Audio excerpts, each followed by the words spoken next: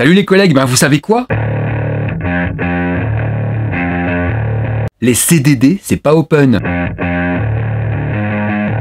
Les CDD dans la maison, c'est pas open. Les CDD, c'est pas open. Qu'est-ce qu'il raconte là? Ça veut dire quoi tout ça? Il reconnaît que le département abuse de contrats précaires? C'est un aveu? Il voudrait plus de fonctionnaires? Plus de statutaires? Ouais bah nous aussi. Ouais bah non, on va pas se raconter d'histoire, faut pas être naïf non plus. Mais alors de quoi parle-t-il? Il y a 15 jours, nous avons été interpellés en urgence par 3 équipes. Ils ont découvert un matin que leurs collègues en CDD ont été renvoyés manu militari chez elles et chez eux, au motif que le président n'avait pas signé le renouvellement de leur CDD. Alors révoltés, les collègues de ces services ont décidé de venir jusqu'à l'hôtel du département pour obtenir des explications. Et leur mobilisation a permis à leurs collègues en CDD de pouvoir poursuivre leur mission. Mais c'est quoi toute cette histoire? Il a fallu attendre la séance du conseil départemental du 9 octobre pour en savoir un petit peu plus.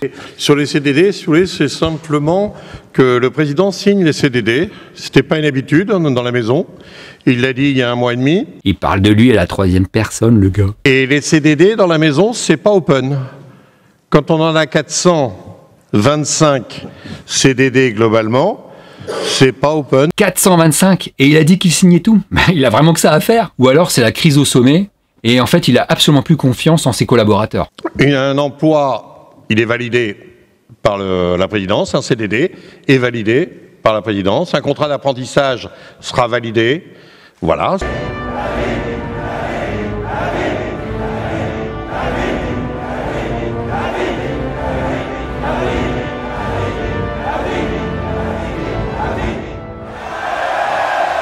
Il faut une fiche argumentaire pour justifier d'avoir des CDD maintenant dans cette maison. Voilà, c'est simplement ça. Maintenant, il faut le justifier. Parce qu'avant, non. C'est pas ce qu'on voit sur le terrain avec le nombre de postes qui restent vacants, sans solution, les équipes qui tirent la langue et qui attendent du renfort ou des remplacements, les départs à la retraite anticipables et qui ne sont jamais anticipés. Voilà, si vous voulez, ça peut pas être open. Il aurait pu le dire et il l'a pensé. C'est pas open bar. Quitte à être complètement vulgaire et méprisant. Chacun prend des CDD dans ses services. Bah bien sûr, c'est le buffet à volonté et les collègues sur le terrain s'en rendent compte tous les jours. C'est l'opulence. Puis sans blague, c'est pas dans les services qu'on connaît les besoins. Moi, quand je regarde mes indicateurs mensuels, tous les ans, j'ai mes CDD qui augmentent. Donc ça va pas le faire complètement. Ça va pas le faire complètement, que quoi? Qu'il y ait des besoins? Mais attends, il est vraiment président du département, hein.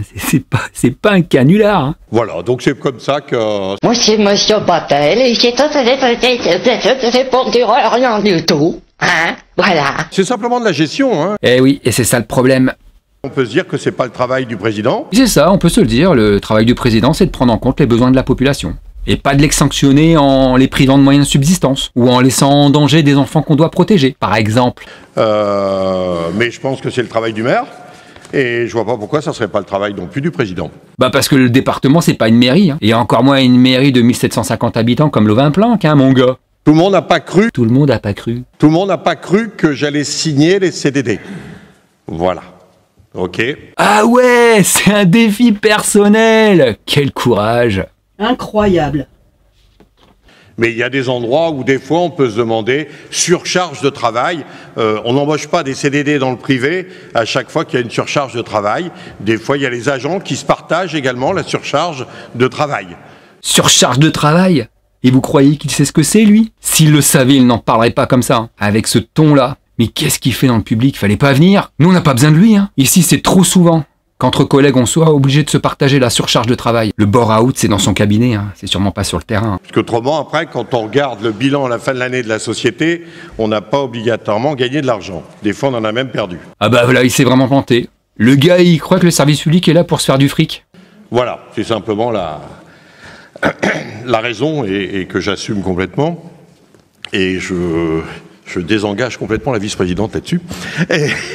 Non, il n'y a vraiment pas de quoi rire. Il se moque bien que derrière, il y a la population et il y a des collègues en situation de précarité. Certaines ont été expédiées chez elles sans délai, sans préavis, sans perspective, se demandant comment elles allaient faire alors qu'elles sont seules avec des gamins. Sa bêtise a même été jusqu'à interrompre des contrats à des boursiers du département. Faut peut-être pas oublier, les collègues, qu'en 2018, ce qui a mis le feu aux poudres, c'est le non-renouvellement d'un seul CDD. Pour nous, il n'est pas question que du haut de sa tour, là, en fonction de son humeur, il procède à de nouvelles suppressions d'emplois. Les collègues nous l'ont montré, il et elle sont dans les starting blocks. Il et elle ne le toléreront pas. Et nous, on a déjà agi. Et on se tient prêt. Et sinon, vous croyez que tous les contrats sont traités de la même manière? Et sa team, elle est utile au service public? Elle ne lui fait pas perdre d'argent? Lionel Crutel, directeur de cabinet, Charlotte Demosque,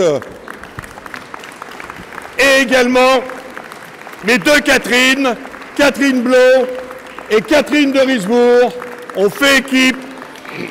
Et c'est ça qui fait la team.